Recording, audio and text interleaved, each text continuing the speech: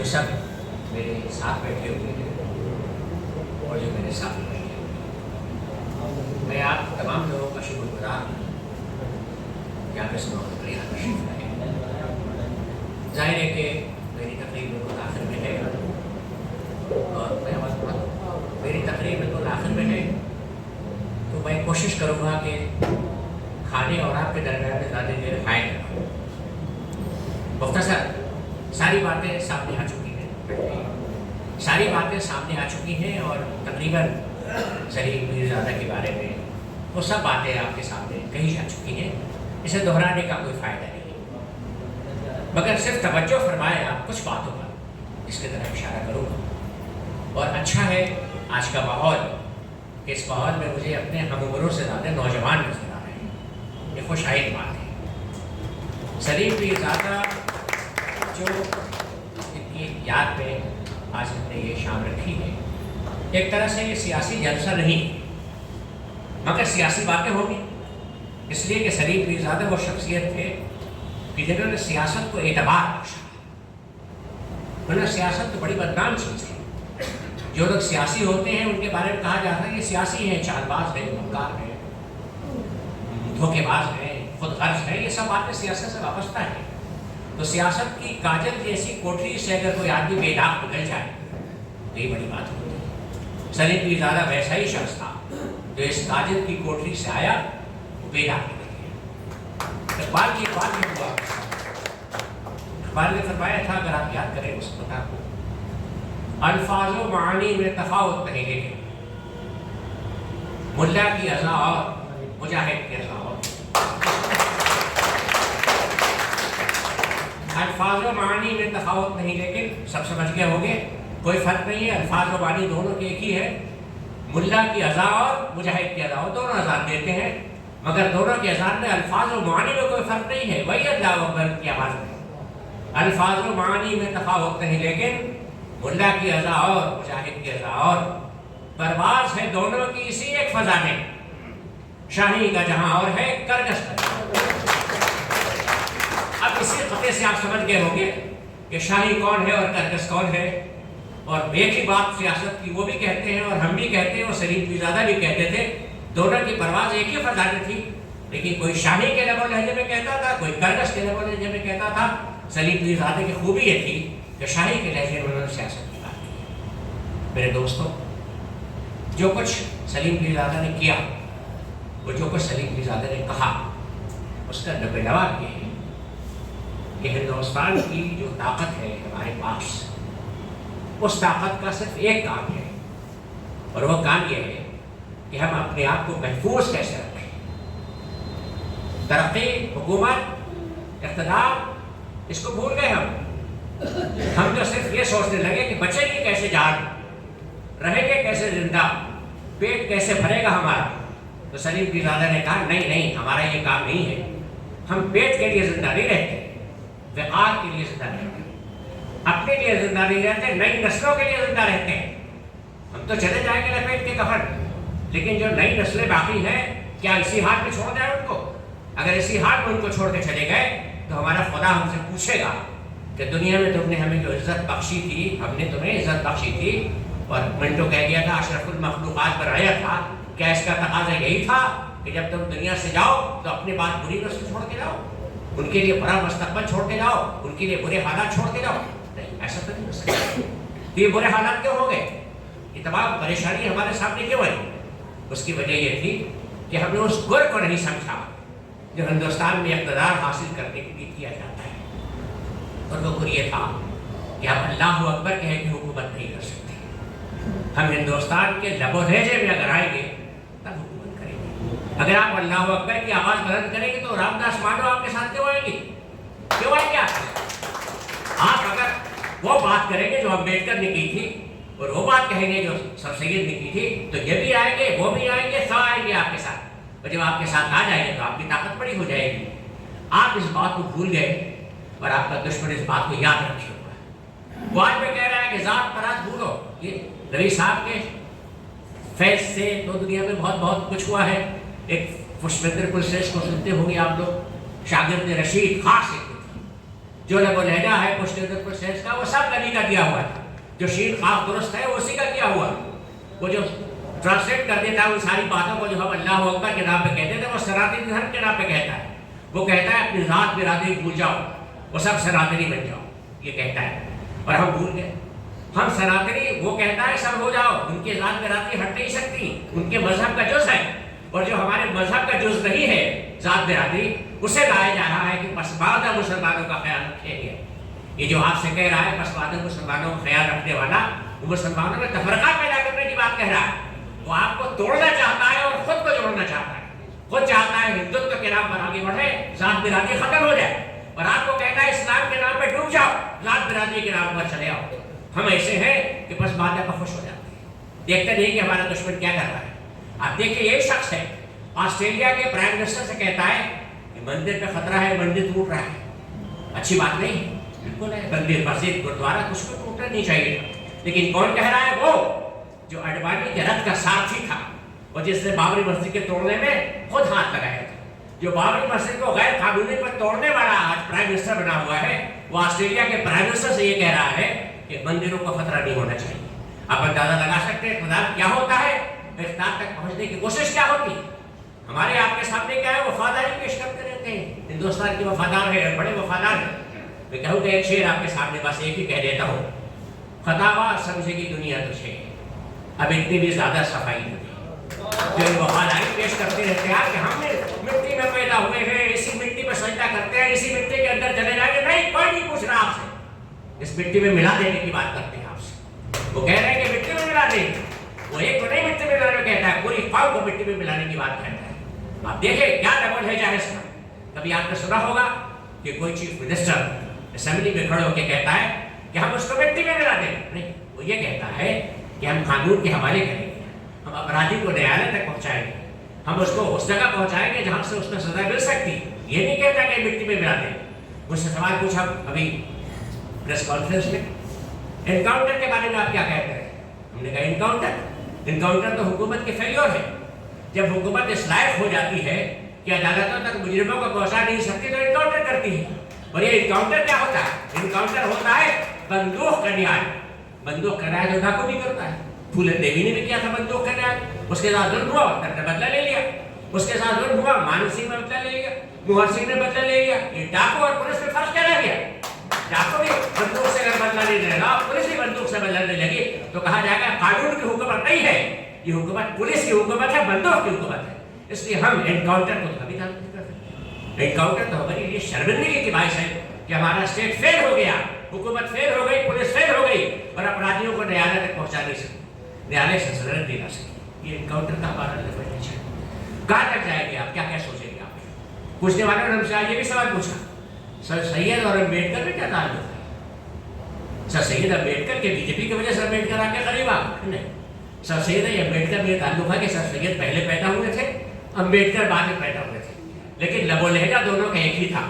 वो अपनी अपनी कौम को ताकतवर बनाना चाहते थे, ये भी अपनी कौम को ताकतवर बनाना चाहता है। उसकी कौम को अंग्रेजों ने तबाह कर दिया था, इसकी कौम को तुमने तबाह किया।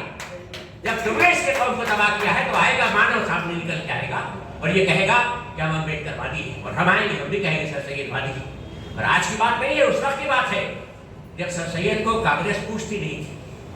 उस वक्त की बात है जब अम्बेडकर को कांग्रेस किनारे लगा चुकी थी। तो उस वक्त कहा था मुसलमान क़यादत ने कि हम नहीं जाएंगे गोल्डमैन कॉन्फ्रेंस में उस वक्त तक जब तक डिप्रेस पार्टी का लीडर अम्बेडकर वहां नहीं इन्वाइट किया जाएगा। गांधी जी कहते थे क्या जरूरत है, हम तो है हिंदुओं की बात करने वाले, हम तो उनकी लीडरी करने वाले हैं, अम्बेडकर की कोई जरूरत नहीं। जिन्ना साहब ने कहा नहीं, अम्बेडकर नहीं जाएंगे तो हम भी नहीं जाएंगे। अंग्रेजों को मजबूर होकर अम्बेडकर को बुलाना पड़ा। पार्लियामेंट में अम्बेडकर पहुंच नहीं सकते थे, लीग का सरप्लस वोट था जिसकी वजह से अम्बेडकर पार्लियामेंट में पहुंचे।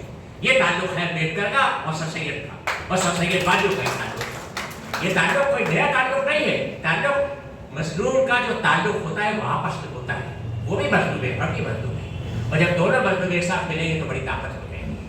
आप देखिए, अंदाजा लगाइए, ओबीसी इस मुल्क में 60% है और गली गली में मारे चल रहे हैं, कोई पूछने वाला नहीं बेचारों को। 60% लोग मारे चल रहे हैं, कोई पूछने वाला नहीं उनका।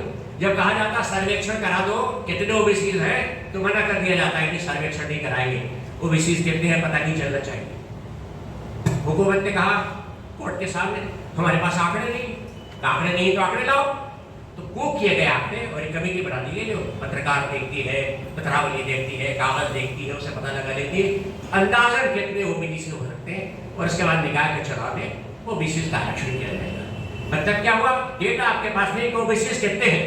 क्यों नहीं कराना चाहते सर्वेक्षण आप जातिगत आधार, इसलिए कराने नहीं चाहते कि आपको अंदाजा है कि जब ओबीसी की ताकत सामने आ जाएगी तो सवर्णों की दुनिया बदल जाएगी, बिखर जाएगी उनकी ताकत, और जब उनकी ताकत बिखर जाएगी तो बताए रहना चाहते नहीं इतने ओबीसी नहीं है, लेकिन सरकारी आंकड़े बता देंगे इतने ओबीसी हैं, तो सवर्णों की जो सरकार चल रही है ये कब हो सकता है, ये जब हो सकता है जब आप अपना लबो लहजा बदले और जो मजदूर हैं उनके साथ आए, उनकी हिमायत में खड़े हो, और आप उनकी हिमायत में खड़े होंगे तो भी आपकी हिमायत में खड़े हो। अगर आप अकेले अकेले लड़ना चाहते हैं, अल्लाह अकबर के नाम पे लड़ना चाहते हैं, आप लड़ना चाहते हैं यूनिफॉर्म सिविल कोड के नाम पे लड़ना चाहते हैं, आप 3 तलाक के नाम पे लड़ना चाहते हैं, तो आप लड़ लीजिए और ही कौन आपके साथ आने वाला है। लेकिन अगर आप लड़ना चाहते हैं अपनी ताकत के नाम पर, लड़ना चाहते हैं इख्तियार के नाम पर, लड़ना चाहते हैं हिस्सेदारी के नाम पर, लड़ना चाहते हैं रोजगार के नाम पर, लड़ना चाहते हैं कि हमारा आर्टिसन उसको पीतल महंगा मिल रहा है, हमारा आर्टिसन उसका शीशा महंगा मिल रहा है, हमारा बुनकर उसको शुद्ध कच्चा मिठाई नहीं मिल रहा है, कच्चा माल नहीं मिल रहा है, मार्केट में बनाता वो है, बेचते आप है, बिचौलिया ज़्यादा खा जाता है, तो इस आवाज़ को सब आपके साथ आएगी। इस आवाज़ को पहुंचाने के लिए नबी साहब ने कहा था हमने नाम रखा है परचम, ताकि ये लगे कि हमारा भी है और उनका भी है। अगर आपने नाम रखा हो, नाम से अल्लाह अकबर की छनकार नजर आती है तो आपके साथ आने वाले नहीं है। ऐसी बहुत सी पार्टियां हैं जो अल्लाह अकबर की छनकार के साथ आ रही हैं। मगर मैं आपसे अब भी ये कहूँगा, जो बात सामने की है वो तो बिल्कुल सही है, बहुत लंबी तकरीर नहीं की जा सकती, लेकिन एक जुमला बच गया अल्लामा इकबाल के शेर, पानी पानी कर गई मुझको कलंदर की ये बात, मुसलमानों के लिए खास तौर से, पानी पानी कर गई मुझको कलंदर की ये बात, तू अगर मेरा नहीं बनता न बन अपना तो बन, तू अगर मेरा नहीं बनता न बन अपना तो बन। यही पैगाम है परचम पार्टी का। ये परचम पार्टी आपकी पार्टी है, और आप इस इक़्तिदार में अगर शरीक होना चाहते हैं तो आ जाइए, और ऐसा माहौल बनाइए कि वो सब लोग आपके साथ आ सके जो मजलूम है, जो जालिम का मुकाबला करना चाहते हैं, जो जालिम का मुकाबला करना चाहते हैं, उन लोगों के लिए हमें अपनी ताकत को ही जमा करना होगा। इस ताकत का इजहार 2024 में भी हो सकता है, लेकिन अभी सामने आ गया इजहार, पूरा सामने इजहार ही आ गया है कि अभी निकाय के चुनाव होंगे, छोटे चुनाव हैं, आप अपनी ताकत का इजहार यहाँ कर सकते हैं। आप कहते हैं पार्लियामेंट में तो हम अकेले जीत नहीं सकते, लेकिन निकाय में आप अकेले जीत सकते हैं। जब एक बार आप जीत जाएंगे अकेले और आपका आदमी सभासद बन के पार्षद बन के पहुंच जाएगा, तो पता चल जाएगा कि आपके लोग हैं और आप जैसी बातें करते हैं, चाहे वो पार्लियामेंट में न कहीं जा रही हो, सड़कों पर कहीं जा रही हो, लेकिन अगर रिप्रेजेंटेटिव आपका चुना हुआ है, हमारे डेमोक्रेटिक सिस्टम का मौजूद है, तो फिर उसकी ताकत होगी, उसकी आवाज़ होगी। ये मैं कहूँगा आपके सामने। और एक आखिरी बात यह है, लवी का बदल नहीं है, बहुत अच्छा आदमी था, कहता था मुझसे कि मेरे पास कुछ नहीं है। मुझसे भी कहा तुम्हारी बीवी है, तुम्हारे बच्चे हैं, शादी कर ली, नौकरी कर ली, तुम रिटायर हो गए, पेंशन में मिल जाएगी, मर जाओगे तो मिनटों में तुम्हें कब्र पर जगह में मिल जाएगी। मेरे पास क्या, न बीवी न बच्चे और न फायदा दौलत, एक बस है, और वो नमाज भी नहीं ज़्यादा पढ़ता और रोज़ा भी ज़्यादा नहीं रखता। लेकिन मैं अल्लाह के रसूल से ये कहूँगा, परवरदिगार आलम, हश्र में जो मुझसे पूछेगा तो कहूँगा, ए परवरदिगार आलम, मेरे पास कोई नेक अमाल नहीं, मगर एक है, और वो ये है कि मैंने तेरे महबूब की उम्मत के लिए कोशिश की थी। और उस कोशिश में ये था कि सोते जागते में यही सोचता था कि तेरे महबूब की उम्मत का भला कैसे। बस यही अगर मेरी बख्शाइश का सवाल हो सकता है तो बख्श दिया जाऊँ। मैंने कहा ये तो बख्शिश की बात है, और हमें भी अल्लाह तौफीक दे कि हम ये सारे काम करें। लेकिन जाने वाला जाता है और कहता भी है कि मेरी कदर अभी नहीं होगी, कभी होगी, तारीख करेगी कदर। कहते भी थे नबी साहब, ए अहले ज़माना कदर करो, कामयाब हैं, कामयाब न हो, नायाब हैं हम। बहुत कम लोग मिलते हैं जो नबी जैसे होते हैं। लेकिन ये बात हुई कि कब तक नबी को याद करते रहेंगे, आगे बढ़ना है, और आगे बढ़ने के लिए बस एक ही बात हमारे सामने है कि आफ़ताबे ताज़ा पैदा बत्न गीती से हुआ, आफ़ताबे ताज़ा पैदा बत्न गीती से हुआ, आसमां डूबे हुए तारों का मातम करता। आफ़ताबे ताज़ा आपने देखा है, तुम्हारे बाबा यहाँ मौजूद है, और हमें इंतज़ार से उम्मीद है कि परचम पार्टी को जो नौजवान खून की ज़रूरत थी वो मिल गया है। जैसे नासिर है, ये बाबर है, ये दूसरे लोग जो है नौजवान खून की ज़रूरत थी, हमारी परचम पार्टी को मिल गया है। मुझे नौजवान खून मिल गया, जितने नौजवान यहाँ सामने बैठे हुए हैं जो बुजुर्ग हैं वो सरपरस्ती भी फरमाए तो बात आगे बढ़ सकती है और इज्जत और वक़ार के साथ हम जिंदा रह सकते हैं।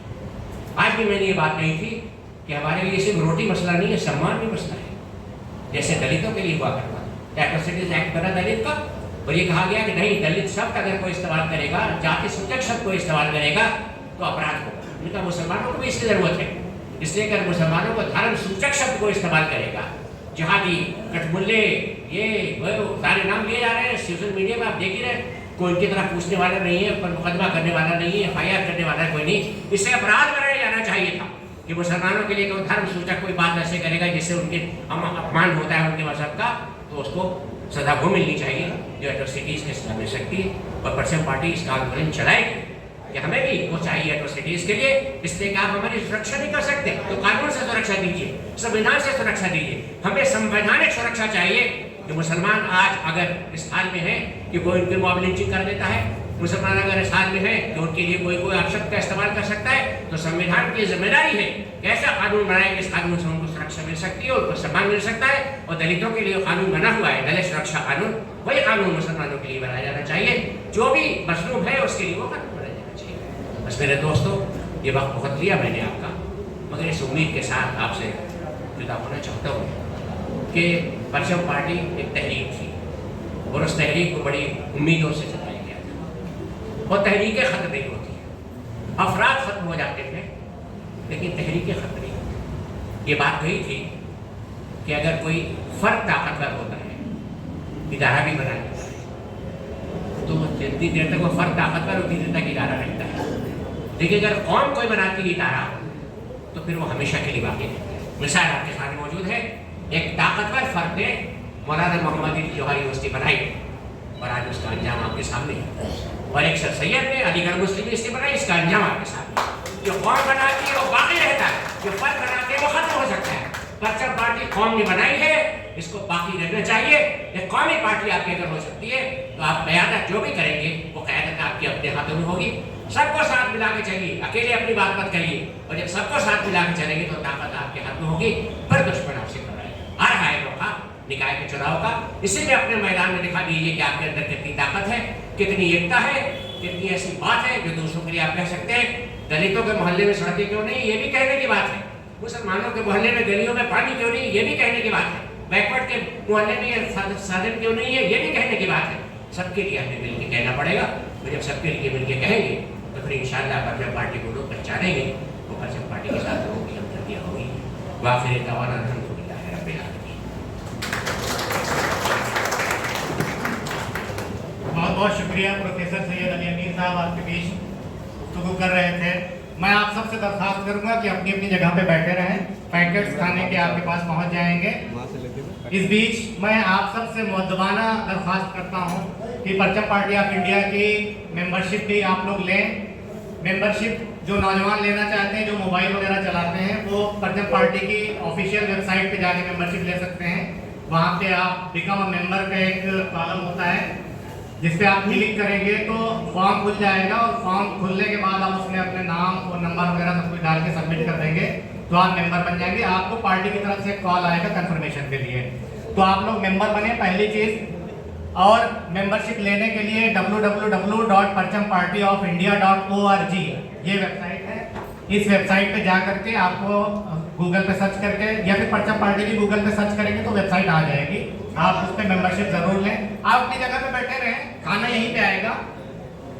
दूसरी बात ये कि फेसबुक, ट्विटर, इंस्टाग्राम, इन सब पे हमारा पेज है। आप वहाँ पे जा करके हमारे पेज को सर्च कर सकते हैं, परचम पार्टी ऑफ इंडिया डालेंगे और वहाँ पे जो भी चीज़ें आ रही हैं उसको लाइक कर लीजिए, फॉलो कर लीजिए। जितना ज़्यादा आप शेयर कर सकते हैं, कमेंट्स कर सकते हैं, वो कर लीजिए।